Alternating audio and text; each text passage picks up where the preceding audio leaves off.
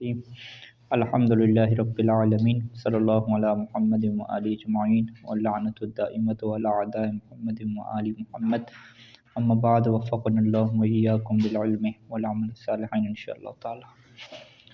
یہاں پہ گفتگو ہماری جاری تھی 93 نمبر شعر میں، کہ جس کا جو عنوان تھا وہ اسماء موصولہ کے جو عمومی ہیں، من، ما اور جو الف لام ہے، ان کو ہم نے ذکر کیا تھا۔ اور ابھی گفتگو ہے ذو جو ہے اسماء موصولہ میں سے۔ اس کی شرح میں آ جاتے ہیں نیچے۔ شرح میں جو ہے وہ عبارت یہاں پہ ہے، وَأَمَّا ذُو فَتَكُونُ مَوْصُولَةً فِي لُغَةِ تَيٍّ خَاصَّةً۔ کہتے ہیں کہ جو ذو ہے یہ اس میں موصولہ بنتا ہے، لیکن یہ تمام عربوں کے ہاں نہیں ہے ایسا، بلکہ جو لغت تئی ہے، تئی جو قبیلہ ہے ایک، فقط ان کے لہجے میں یہ بات ملتی ہے کہ وہ ذو کو جو ہے وہ الذی یا اللتی اسماء موصولہ کے کیا معنی میں استعمال کرتے ہیں۔ والعارف فیہا عندہم بناؤہا، والعارف فیہا، فیہا یعنی فی ذو جو موصولہ ہے، اس میں جو زیادہ معروف نظریہ خود ان کے ہاں ہے وہ اس کا کیا ہے، بنا ہے، مبنی ہونا ہے۔ یعنی جو طے والے ہیں ان کے درمیان بھی اختلاف موجود ہے کہ ذو کو ہم مبنی رکھیں یا مبنی نہ رکھیں۔ مبنی نہ رکھنے کا مطلب کیا ہوگا کہ جب یہ حالت نسبی میں ہوگا تو ذو نہیں ہوگا، ذا ہو جائے گا، ٹھیک ہے، ذی ہو جائے گا، جیسے وہ اسماء ستہ میں تھا، اس کے حالات بنتے تھے۔ تو مشہور نظریہ ان کے ہاں کیا ہے کہ بھئی ذو ہمیشہ ذو ہی رہے گا، چاہے اس کے شروع میں من داخل ہو جائے، ٹھیک ہے، یا حرف جارہ با داخل ہو جائے۔ جیسے مررتو کی جو مثال لیتے ہیں، مررتو بذو قامہ، ٹھیک ہے، میں اس کے پاس سے گزرا جو کھڑا ہوا تھا، تو یہاں پہ مررتو بذی قامہ نہیں کہا، بذو قامہ کا۔ تو یہ مشہور نظریہ کیا ہے کہ یہ مبنی رہے گا۔ اور وہ استعمال و فی الافراد و تذکیر و فروعنا بلفظ واحد، اور یہ بھی مشہور نظریہ ہے کہ اس کا جو استعمال ہے وہ مفرد میں ہو یا مذکر میں ہو یا ان کی فروع میں ہو۔ مفرد کی جو فروع بنتی ہیں وہ دو بنتی ہیں، تثنیہ اور جمع، اور جو مذکر کی فرع ہے وہ ایک ہی بنتی ہے، مؤنث۔ یعنی مؤنث کے لیے، مذکر کے لیے، تثنیہ کے لیے، جمع کے لیے یہ ذو کیا ہے استعمال ہوگا، ٹھیک ہے۔ مررتو بذو آکے قامو آپ کہہ دیں، جمع کا لگا دیں، یا مررتو بذو قامت کہیں گے، تو یہ جو ہے وہ استعمال ہوگا اللتی کے معنی میں بھی، الذین کے معنی میں بھی۔ اچھا، وَيَظْهُرُ الْمَعْنَى بِالْعَائِد، معنی کیسے پتہ چلے گا کہ یہاں پہ ذو جو ہے وہ مذکر کے لیے آیا ہے یا مؤنث کے لیے آیا ہے یا تسنیہ جمع کے لیے آیا ہے؟ کہتے ہیں کہ یہ معنی آپ کے لیے ظاہر ہوگا بالعائد، جو ضمیر عائد ہوتی ہے، پلٹنے والی ہوتی ہے صلہ میں، اسی کے ذریعے سے یہ معنی پتہ چلے گا۔ جیسے یہ مثال ہے کہ رأیت ذو قام ابوہ، ٹھیک ہے، قام ابوہ میں جو ابوہ کی ضمیر ہے، ہو کی، یہ کیا ہے، عائد ہے، جو کہ ذو کی طرف کیا پلٹ رہی ہے، کیونکہ قامہ کا جو فاعل ہے وہ ابو ہے، تو ہو جو ضمیر ہے وہ کس کی طرف پلٹ رہی ہے، تو کی طرف پلٹ رہی ہے۔ تو لہٰذا یہ دلیل ہوگی کہ یہاں پہ ذو الذی کے معنی میں ہے۔ اچھا، وذو قام ابوہا، یہاں پہ ذو الذی کے معنی میں ہے، وہ اس وجہ سے کہ ہا کی ضمیر کیا اس کی طرف پلٹ رہی ہے۔ اور ذو قام ابوہما میں یہاں پہ ذو جو ہے وہ اللہ زانے، اور اللہ زانے کہیں گے، اللہ تانے بھی کہہ سکتے ہیں۔ تسنیہ کیا آتا ہے الذی کا، اللہ زانے اور اللہ تانے آتے ہیں، تو یہ تسنیہ کے کیا معنی میں یہاں پہ۔ اور ذو قام ابوہم میں یہ الذین کے معنی میں، اور ذو قام ابوہن میں یہ کس کے معنی میں ہے جی، اللاتی، اللاتی یا اللائی۔ اب اسی طرح جو ہے وہ ان کے اشعار میں بھی اس کو استعمال کیا گیا، جیسے یہ شعر ہے کہ ذاک خلیلی وذو یواصلنی یرمی ورائی بمسہم وامسلمہ۔ اچھا، یہ ہے نا ذو یواصلنی، یعنی یہ میرا وہ دوست ہے کہ الذی یواصلنی، ٹھیک ہے، جو میرے ساتھ کیا ملا رہتا ہے، الذی یواصلنی۔ دوسرا شعر ہے کہ فإن الماء ماء ابی وجدی وبئری ذو حفرت وذو طویت، ٹھیک ہے، وبئری اور میرا وہ کنواں کہ الذی حفرت ہو، یہاں پہ عائد کیا ہوگا، محذوف ہوگا، ذو طویت یعنی التی طویت ہو، طوایت بھی کس چیز کو گزر جانا، عبور کر لینا، اس معنی میں آتا ہے۔ تو یعنی شاہد مثال واضح ہے شعر میں، تو اس میں اتنی ترجمہ کی ضرورت نہیں ہے، تو ایسے ٹائم میں ضائع ہو جاتے ایک طرح سے پرانے۔ یعنی آیت قرآن کی آ جائے یا روایت بھی آ جائے تو چلیں اس پہ بندہ فوکس کرے. اس میں فقط شہد ہمارے لیے واضح ہے تو یہ کافی ہے کہ ہم نے پک کر لیا کہ شاید یہی بن رہا ہے. زو فر تو مثلاً ہے، اب زو فعل کے اوپر داخل ہو رہا ہے. ہاذا فر تو نہیں کہہ سکتے، زو جو ہے وہ زو مالن والا بھی نہیں ہو سکتا. سیدھا ہم کیا کریں گے کہ یہاں پہ الذی کیا ہے فرتوں کے معنی میں ہوگا. اچھا یہ جو ہے وہ مشہور کا کیا ہے نظریہ تھا بنی تیم میں کہ یہ ہمیشہ کیا رہتا ہے، مبنی رہتا ہے. وقد تعرب، اور کبھی یہ کیا ہوتا ہے جی، معرب ہو جاتا ہے. ٹھیک ہے، یعنی اس کا جو نسبی اور جری میں اعراب ہے وہ کیا ہوگا، چینج ہوگا. ابھی یہاں پہ شعر دیکھیے گا کہ فَإِمَّ كَرَامٌ مُوسِرُونَ لَقِيتُهُمْ فَحَسْبِيَ مِنْ ذِي عِنْدَهُمْ مَا كَفَانِي. فَحَسْبِيَ مِنْ ذِي، ٹھیک ہے، یہاں پہ من ذی آیا ہے، یعنی فَحَسْبِي مِنَ الَّذِي عِنْدَهُمْ. ٹھیک ہے، تو یہاں پہ من الذی یعنی من ذی جو ہے وہ الذی کے معنی میں آیا ہے. ٹھیک ہے، یہاں پہ الذی کے وعندہم یہ ظرف ہے، ظرف متعلق ہوتا ہے محذوف کے، یعنی الذی مستقر عندہم. تو مستقر میں جو صلہ واقع ہو رہا ہے نا، وہ جو ضمیر ہے وہ اس کی طرف کیا ہے، پلٹے گی. تو یہ جو شعر ہے اس کی دو روایات جو ہیں وہ نقل ہوئی ہیں. ایک روایت تو جو ہے وہ من ذی عندہم کے ذریعے سے کہ کیا ہے کتابوں میں نقل ہوئی ہے. ٹھیک ہے، لیکن یہ روایت مشہور نہیں ہے. والروایت المشہورہ، جو روایت مشہورہ ہے ابن ناظم کہتے ہیں وہ یوں وارد ہوئی ہے کہ فحسبیہ من ذو عندہم ما کفانی، یعنی علی البناء، من کے بعد بھی زی نہیں بنا، ذو ہی رہا ہے. یعنی یہ روایت کیا ہے، علی البناء، یہ مبنی ہونے کی بنیاد پہ ہے. تو لہذا جو ہے وہ قد تعرب، قد تعرب یعنی کبھی یہ معرب ہوتا ہے. تو کبھی معرب ہونے کا مطلب کیا ہے کہ قدیم ایک شعر ہے اور اس شعر کی ایک روایت میں ہمیں یہ معرب کیا ہے نظر آتا ہے، تو یہ شاہد ہو جائے گا ہمارے پاس. وقد ذکر ابو الحسن فی کتابہ المقرب ان فی ذو الموصولہ لغتین. ابو الحسن نے اپنی کتاب المقرب میں ذکر کیا ہے کہ جو ذو اس میں موصولہ ہے اس میں دو جو ہے وہ لغتیں استعمال ہوتی ہیں، یعنی وہ اعراب اور بنا کے اعتبار سے. پہلا کیا ہے کہ اجراؤہا مجرا من، کہ بالکل جو ہے وہ اس کو من کی طرح ہی کیا رکھیں آپ، معرب ہونے میں بھی، مبنی ہونے میں بھی، مفرد کی جگہ استعمال ہونے میں غیر مفرد. اور من کس کے لیے استعمال ہوتا ہے، ذوی العقول کے لیے، اور کیا ہے ذوی العقول کے لیے بھی استعمال کریں.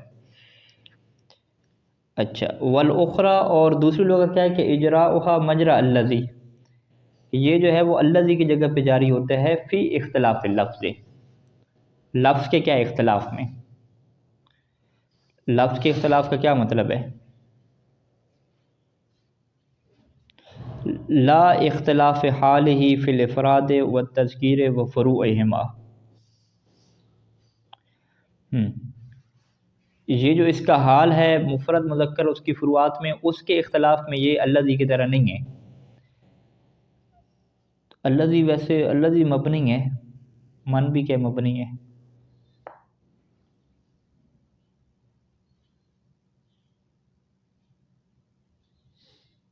بس وہی اسی میں ہو جائے گا کہ من جو ہے یہ استعمال ہوتا ہے فقط کس کے لیے جی، ذوی العقول کے لیے. تو الذی تو سب کے لیے استعمال ہوتا ہے نا، ذوی العقول اور غیر ذوی العقول. تو دو لغتیں کیسے ہو جائیں گی کہ ذو جو ہے وہ من کے معنی میں ہے یعنی ذوی العقول کے لیے استعمال ہوتا ہے، اور دوسرا کیا ہے کہ یہ الذی کے معنی میں ہے یعنی یہ عام ہے، ذوی العقول اور غیر ذوی العقول دونوں میں کیا استعمال ہوتا ہے. اچھا یہ جو اختلاف ہے یہ فقط کیا لفظ کا اختلاف ہوا ہے، نہ کہ جو ہے وہ اس کے جو حالت ہے، کس کی حالت جی، ذو کی جو حال ہے، کس بات میں ذو کی حالت، مفرد مذکر اور اس کی فروعات میں، اس کے اختلاف میں جو ہے وہ الذی کے ساتھ ملحق نہیں ہوا. یعنی الذی مفرد کے لیے اور ہو جاتا ہے، تثنیہ کے لیے اور ہو جاتا ہے، جمع کے لیے اور ہو جاتا ہے، مذکر کے لیے اور ہے الذی، اور مؤنث کے لیے کیا اور ہے. اسے کیا کہتے ہیں کہ الذی کے جو حالات ہیں مفرد اور مذکر میں اور ان کی فروعات میں وہ تبدیل ہوتے رہتے ہیں. تو یہ جو ذو ہے یہ الذی کے ان حالات میں الذی کی طرح نہیں ہے، یعنی ذو میں چاہے آپ مؤنث بھی استعمال کریں پھر بھی ذو ہی استعمال ہوگا، چاہے تثنیہ کے لیے استعمال کریں پھر بھی کیا ذو ہی استعمال ہوگا. فقط اس کے حالات جو ہیں وہ الذی کی طرح ہیں، کس چیز میں کہ الذی جو ہے وہ ذوی العقول اور غیر ذوی العقول دونوں کے لیے یہی لفظ استعمال ہوتا ہے. تو یہ بھی کیا ہے اسی طریقے سے جو ہے وہ لفظ استعمال ہوگا، چاہے جو ہے وہ مختلف معنی ہو، آپ کا ذوی العقول والا اختلاف معنی ہو، یا اختلاف معنی میں آپ لیں وہ کیا ہو، غیر ذوی العقول والا ہو. ٹھیک ہے. تو اختلاف حال سے کیا مراد رہے گی کہ یعنی اس کا حال اور حکم جو ہے وہ الذی کے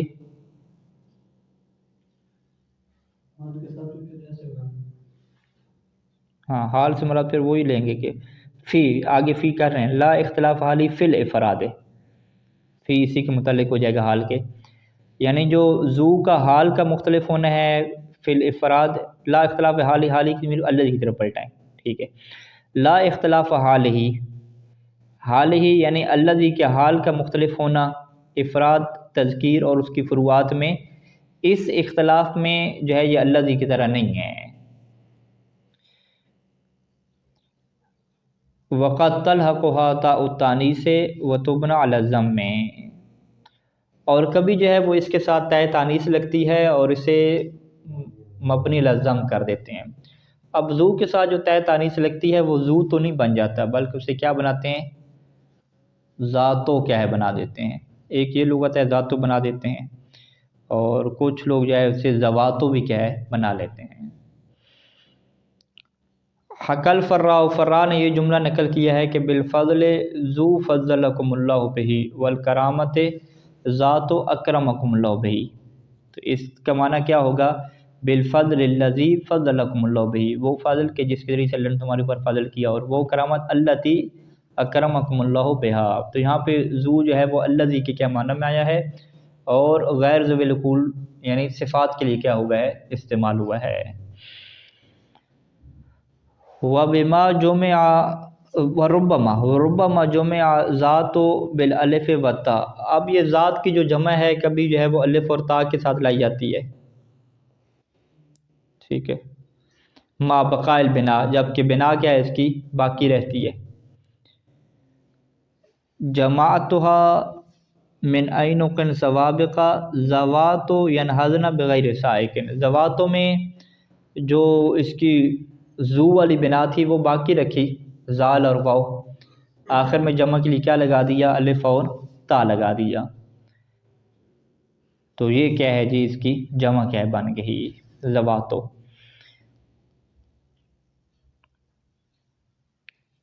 اچھا یہاں تک یعنی جو ذکر کیا ابن ناظم نے، تو اس کا خلاصہ یہی بنتا ہے ہمارے پاس کہ جو ذو ہے یہ ہمیشہ جو ہے وہ ایک ہی رہتا ہے مفرد مذکر اور تانیث وغیرہ میں، لیکن کبھی کبھار کیا ہوتا ہے کہ مؤنث کے لیے جو ہے وہ ذو کی بجائے ذاتو استعمال کرتے ہیں، اور جمع کے لیے جو ہے وہ ذواتو کیا استعمال کرتے ہیں. تو یہ کبھی کبھار کا کیا رہے گا، اگر نہ مشہور کیا ہے کہ یہ ہر جگہ پہ کیا ہے ایک ہی طرح کا رہے گا. ہاں جمع مذکر ہو مؤنث ہو اس کے لیے ذواتو کیا استعمال ہوتا ہے. ابھی یہ ذواتو یا ناظرہ جو استعمال ہوا یہاں پہ تو مؤنث کے لیے استعمال ہوا، جمع مؤنث کے لیے، لیکن اس کا الگ نہیں بیان کیا. اچھا جی، یہ کیا ہوگا، ذو کی بحث کیا ہوگی، ختم ہوگی. ایک اور بحث ہے ذا کی، جو ہے وہ بحث ہے ذو اور ذا. ذا بھی کیا موصولہ ہوتا ہے یا نہیں ہوتا، کہتے ہیں کہ وَأَمَّا ذَا فَتَكُونُ مَوْصُولَةً بِمَنزِلَةِ مَا فِي الدَّلَالَةِ عَلَى مَعْنَى الَّذِي وَفُرُوعِهِ إِذَا وَقَعَتْ بَعْدَ مَا الْاِسْتِفْهَامِيَّةِ او من کیا ہے اختہا، ما استفہامیہ کی کیا اخت ہے، من بھی کیا استفہامیہ ہے. ٹھیک ہے. اور ما بھی کیا استفہامیہ ہے. تو یہ جو ذا ہے یہ ما کی جو ہے وہ جگہ پہ استعمال ہوتا ہے، یعنی ما موصولہ کی جگہ پہ استعمال ہوتا ہے ذا، جو غیر ذوی العقول کے لیے. فی الدلالۃ علی معنی الذی وفروعہ، یعنی اور یہ دلالت کرتا ہے الذی کے معنی میں، اور الذی کی جتنی فروعات ہیں اس کے معنی پہ دلالت کرتا ہے. یعنی ذا جو ہے وہ مذکر مؤنث تثنیہ جمع سب کے لیے کیا ایک ہی جیسے استعمال ہوتا ہے، لیکن یہ مشروط ہے، یہ مطلقاً نہیں ہے، یا یہ کسی لغت میں بھی نہیں ہے. اس کی کیا ہے شرط ہے کہ یہ کب الذی کے معنی میں استعمال ہوتا ہے. اس کی شرط کیا ہے کہ اذا وقعت بعد ما الاستفہامیہ، کہ جب یہ ما استفہامیہ یا جو من استفہامیہ ہے اس کے بعد کیا ہے واقع ہو، یعنی من ذا اور ما ذا. اور ساتھ کیا ہے کہ ما لم یکن مشارن بہا او ملغاتن، جب تک اس کے ذریعے سے اشارہ نہ کیا گیا ہو یا یہ کیا ہے ملغا نہ ہو، یعنی معنی کے اعتبار سے دیکھیں تو یہ ملغا بھی نہ ہو اور اشارہ بھی کیا واقع نہ ہو رہا ہو، تو پھر آپشن کیا پیچھے بنے گا کہ اس سے جو ہے وہ الذی کے معنی میں کیا ہے ہمیں کرنا پڑے گا۔ تو یہ کیا ہو گئی، اس کی شرح ہو گئی۔ فمتا لم یتقدم علی ذا ما ولا من الاستفهامیتان لم یجوز فی ذا عند البصرین ان تکون موصولۃ۔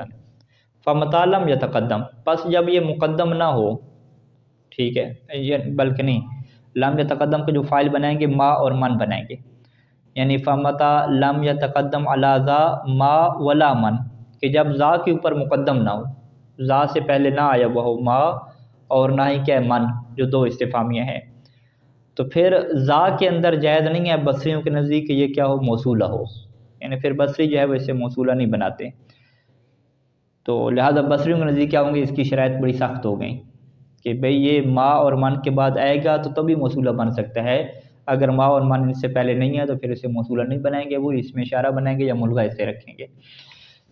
وَأَجَازَهُ الْكُوفِيُّونَ، جبکہ کوفیوں نے کیا اس کی اجازت دی ہے، یعنی کوفیوں کے نزدیک جو شرائط ہیں وہ یہ والی نہیں ہے کہ ما اور من اس سے پہلے ہیں تو تبھی موصولہ بنے گا، ٹھیک ہے۔ اور کوفیوں نے جو ہے وہ یہاں پہ ایک شعر جو ہے وہ پیش کیا ہے اپنی گواہی کے طور پہ کہ یہ قدیم شعر دیکھیں، اور یہاں پہ ذا جو ہے وہ واقع ہو رہا ہے موصولہ، ٹھیک ہے جی۔ عدس ما لعباد علی کے عمارت امنت وحاظ تحملین طلیق، یہاں پہ اب جو شعر کا شاید مثال سمجھنے کے لیے ہمیں جو ہے وہ شعر کا معنی کیا سمجھنا پڑے گا، ٹھیک ہے جی۔ عدس جو ہے یہ آواز کو کہتے ہیں کہ جب خچر کو وہ دوڑاتے تھے اس کے اوپر بیٹھ کے تو اس کو آواز مارتے تھے عدس عدس یوں کہہ کے، ٹھیک ہے جی۔ دال کو نا، ہاں جی، دال کھانے والی، ہاں وہ ایک عدس ہے دال کھانے والی۔ تو یہ جو عدس ہے یہ کہتے ہیں کہ وہ جو بغال ہے خچر ہے اس کو دوڑانے کے لیے جو آواز وہ نکالتے تھے وہ عدس عدس اس طرح کی آواز ہوتی تھی، ٹھیک ہے۔ تو یہ کیا ہو گیا، اس میں صوت اسے کہتے ہیں، اس کا کوئی اعراب نہیں ہوتا، لا محل له من الاعراب۔ اچھا، ما لعباد لعباد علی کا عمارت، عباد کہتے ہیں وہ ایک بادشاہ ہے، ٹھیک ہے، جس کا اصل نام جو ہے وہ ابن زیاد بن ابی سفیان ہے، یہ سجستان ایک علاقہ تھا، اس کا یہ کیا تھا، یہ امیر تھا، بڑا والی تھا۔ تو مال عباد علیہ کی عمارت، یعنی عباد کی تمہارے اوپر اب کوئی حکومت نہیں ہے، کوئی سلطنت نہیں ہے۔ تو ہوا کیا کہ یہ جو شاعر تھا یہ اس کی قید اور زندان سے جو ہے وہ بھاگا، ٹھیک ہے، اور خچر کے اوپر بیٹھا اور خچر کو کہہ رہا ہے کہ بھئی تم جو ہے وہ بھاگو، اب جو ہے وہ جو عباد ہے اس کی تمہارے اوپر کوئی سلطنت باقی نہیں رہی۔ اچھا، امنت کا مطلب اب تم محفوظ ہو، ٹھیک ہے، اب تم محفوظ ہو، اب اس کی قید سے ہم نکل آئے ہیں، دور نکل آئے ہیں۔ وَحَاذَا تَحْمِلِينَ طَرِيقٌ، وَحَاذَا، اب یہاں پہ حاذا میں یہ بحث ہے کہ یہ حاذا میں جو ذا ہے یہ اشارہ والا ہے یا اس میں موصولہ ہے، ٹھیک ہے۔ تو کوفیوں نے جو ہے وہ اس شعر کو اپنے جو ہے وہ معنی اور مطلب کے لیے پیش کیا، وہ کہہ رہے ہیں کہ اس شعر کا مطلب یہی بنتا ہے کہ حاذا تحملینہ، یعنی جس کو تم نے اٹھایا ہوا اپنی پیٹھ پہ، ٹھیک ہے، یعنی الذی تحملینہ طلیق، ٹھیک ہے۔ الذی تحملینہ طلیق کیا مطلب، الذی اس میں موصولہ مبتدا ہو جائے گا، ٹھیک ہے، والذی تحملینہ یوں کر لیں، اور تحملینہ یہ اس کا کیا ہو جائے گا، صلہ ہو جائے گا، ٹھیک ہے۔ تحملینہ یہ مخاطب کا صیغہ ہے نا، مؤنث مخاطب کا، ٹھیک ہے، واحد مخاطبہ کا، تو یہ اس میں موصول و صلہ یہ مبتدا ہو جائیں گے اور طلیق اس کی کیا ہو جائے گی، خبر ہو جائے گی۔ تو وہ کہتے ہیں یہ مبتدا خبر کا ترجمہ تبھی بنے گا یہاں پہ کہ جب آپ حاذا کو کیا بنائیں گے، الذی کہیں گے، آپ کہیں گے ہا تنبیہ کی لگی ہوئی ہے اور جو ذا ہے یہاں پہ اس میں موصولہ ہے، پھر تحملینہ اس ذا کا کیا بنے گا، صلہ بنے گا، ٹھیک ہے۔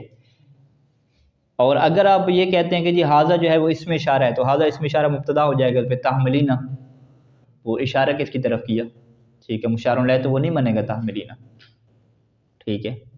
تو یہ پھر حاذا کیا ہے، حاذا اس میں اشارہ، حاذا تحملینہ، یا حاذا کتاب تو کہہ دیں، حاذا قلم کہہ دیں، حاذا کے بعد پورا فعل آ رہا ہے، فعل کے اندر وہ خبر والا ترجمہ کیسے ہوگا، آپ کہیں حاضر تحملینا، ٹھیک ہے، یہ تم اٹھا رہی ہو، ٹھیک ہے، تو پھر وہ الذی کا معنی آ جائے گا حاضر الذی تحملینا، ہو کہ یہ وہ ہے کہ جو تم اٹھا رہی ہو.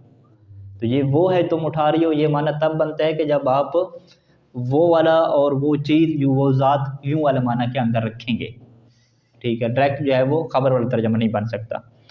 یعنی زائمین، انہوں نے یہ زام کے کوفیوں نے کہ ان المراد کے شعر سے کا جو معنی ہے مراد وہی ہے کہ والذین تحملین طلیق، ٹھیک ہے. والذین تحملین میں جو الذی کی طرف ضمیر پلٹ رہی ہے آیت، وہ کیا محذوف ہے، الذی تحملینہ طلیق. تو یہ مبتدا خبر کی طرح یوں بن رہا ہے، الذین تحملین یہ مبتدا ہو جائے گا، طلیق کیا اس کی خبر ہے. تو مصنف کہتے ہیں کہ وہ محتمل، کہ یہ معنی بھی کیا ہے، محتمل ہے، اس کا بھی ایک احتمال پایا جاتا ہے کہ یہ معنی مراد ہو. لیکن ابن ناظم کیا کہتے ہیں کہ والازہر، زیادہ ظاہر یہ ہے میرے نزدیک کہ ان ھذا اسم اشارہ، کہ ھذا اسم اشارہ ہے، مبتدا واقع ہو رہا ہے. تو پھر تحملینہ کیا ہے، کہتے ہیں تحملینہ کو اس کی آپ خبر نہ بنائیں، تحملینہ کو آپ حال بنا لیں، ٹھیک ہے. تقدیر آپ یوں رکھیں کہ وھذا طلیق، طلیق کیا اس کی خبر ہو جائے گی ھذا کی، اور تحملینہ کو آپ حال بنائیں. حال تو ظاہری بات ہے وہ صفت ہوتی ہے نا، اس میں مشتق ہوتا ہے، اس کی پھر آپ تعویل کریں. آپ ھذا کو کیا بنائیں، محمولاً کے کیا معنی میں لے لیں کہ وھذا محمولاً طلیق. اب یہ بڑی بات ہے کہ انہوں نے جو فعل مضارع ہے اسے کیا بنا دیا، حال بنا دیا. حال کی اگر آپ تعریف پڑھیں، حال کیا واقع ہوتا ہے، صفات میں سے ہونا چاہیے نا، اسماء مشتقہ میں سے ہونا چاہیے، فعل تو حال واقع نہیں ہوتا. تو ابھی یہ جو فعل کو انہوں نے حال بنایا ہے ابن ناظم نے، وہ بھی تعویل کر کے بنایا ہے. یعنی فعل کو باقاعدہ وہ لے کر گئے ہیں اسم کے معنی میں، محمول کے معنی میں، اور محمول بنا کے اسے کیا بنایا، حال بنایا ہے. تو مطلب کیا کہ یہ تو باقاعدہ تعویل کی طرف چلے گئے نا، فعل کو انہوں نے کیا بنا دیا، اسم بنا دیا ایک طرح سے. تو کوفی جو ہیں وہ کم از کم تعویل کی طرف تو نہیں گئے، فعل کو فعل تو رکھا انہوں نے، ٹھیک ہے، سیدھا سیدھا انہوں نے رکھا نا. تو یہ جو جا رہے ہیں یہ بہت کیا ہے، مشکل جا رہے ہیں، مشکل طریقے سے جا رہے ہیں. اچھا، اما اذا وقع ذا بعد ما ومن استفہامیتین، یہ تو بحث کس کی تھی کہ جب ما اور من کے بغیر یہ واقعہ ہوتا ہے نا ھذا، تو وہاں پہ بصریوں نے کہا کہ بھئی اس کو وہی جس کو مصنف نے سپورٹ کیا کہ یہ جی اس میں اشارہ بنائیں گے آپ، اس میں موصولہ نہیں بنائیں گے، ٹھیک ہے. بصری کیا کہہ رہے تھے، یہی کہہ رہے تھے نا کہ من اور ما پہلے نہیں آئے ہوئے تو آپ اس کو اس میں موصولہ نہیں بنا سکتے. کوفیوں نے کہا کہ نہیں یہ اس میں موصولہ بنائیں گے، اور یہ دیکھیں شعر میں کیا بنا ہوا ہے، انہوں نے کہا شعر میں جو بنا ہوا ہے اس میں اشارہ ہی ہے، اس میں موصولہ نہیں ہے. وَأَمَّا إِذَا وَقَعَ ذَا بَعْدَ مَا وَمَنْ الاستفہامیتین، لیکن اب آ جائیں کہ اگر ما اور من کے بعد واقع ہوتا ہے جو کہ دونوں کے استفہامیہ ہیں، تو کیا اس صورت میں ہمیشہ یہ اس میں موصولہ بنے گا؟ کہتے ہیں نہیں، کہ وہاں پہ بھی کیا ہوگا، فقط تکون مشارن بہا، تو وہاں پر بھی کبھی کیا ہوگا، یہ اس میں اشارہ ہی بنے گا، اس کے لیے سے اشارہ کیا جائے گا. جیسے آپ کی یہ مثال ہے کہ ماذل واقف ہو، ماذل واقف میں کیا ہے، ما ھذل واقف ہو، اب یہ کہنا چاہتے ہیں گویا کہ ٹھیک ہے کہ یہ واقف کون ہے. من ذل ذاہب ہو، یعنی من ھذا ذاہب، اشارہ کر رہے ہیں. وہ امر ھذا ظاہر، اس کا جو معاملہ ہے وہ واضح ہے، امر بمعنی معاملے کے، اس کا قصہ واضح ہے. ولذالک لم یحرز عنہ، اسی وجہ سے جو ہے وہ اس سے احراز نہیں کیا جا سکتا، احراز نہیں کیا جا سکتا، یعنی اس سے آپ جان نہیں چھڑا سکتے. آپ کو یہ کہنا پڑے گا کہ ما اور من کے بعد جو ذا ہے وہ اشارہ کے طور پہ واقعہ ہوتا ہے، اور اس کی واضح مثالیں کیا ہمارے پاس موجود ہیں. لیکن وقد لا تکون ذا مشارن بہا، لیکن کبھی جو لا ہے، یہ جو ذا ہے یہ اس میں اشارہ واقع نہیں ہوتا ما کے بعد. جیسے یہ جملہ ہے کہ ماذا صنعت، ٹھیک ہے، ذا کے بعد آپ نے کیا ذکر کر دیا، جملہ فعلیہ کو ذکر کر دیا صنعت، اور جملہ فعلیہ کی طرف تو اشارہ ہوتا نہیں ہے. پہلے آپ ذکر کر رہے تھے اس میں فاعل کو، مثلا ماذا صانع کہہ سکتے کہ یہ بنانے والا کون ہے، وہ تو ٹھیک تھا.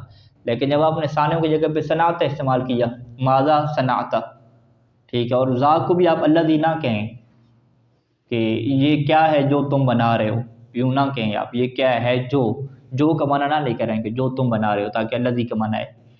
تو اس میں موصولہ کے بغیر آپ اس کا معنی اس میں اشارہ والا کریں تو وہ مشکل لگ رہا ہے یہاں پہ، یعنی وہ بن ہی نہیں سکتا اشارے والا معنی ماذا صنعت.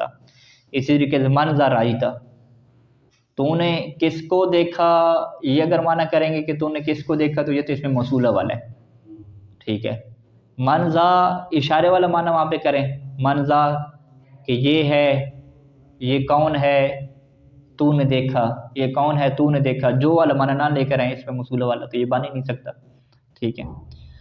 تو یہاں پہ اب کیا کریں گے؟ یہاں پہ کہتے ہیں کہ فَيُحْتَمَلُ فِيهَا، تو یہاں پہ ایک احتمال یہ ہے کہ ان تکون موصولتاً، کہ یہ اس میں موصولہ بن جائے، مخبراً بہا عن اسم الاستفہام، اور اسم استفہام کے ذریعے سے جو ہے وہ کیا دی جا رہی ہے، خبر دی جا رہی ہو، یعنی اس کے ذریعے سے خبر دی جا رہی ہو اسم استفہام کے متعلق، یعنی ما جو ہے وہ اسم استفہام مبتدا بن جائے گا، اور الذی صنعت یہ موصول صلہ کیا ہو جائے گی، اس کی خبر ہو جائے گی۔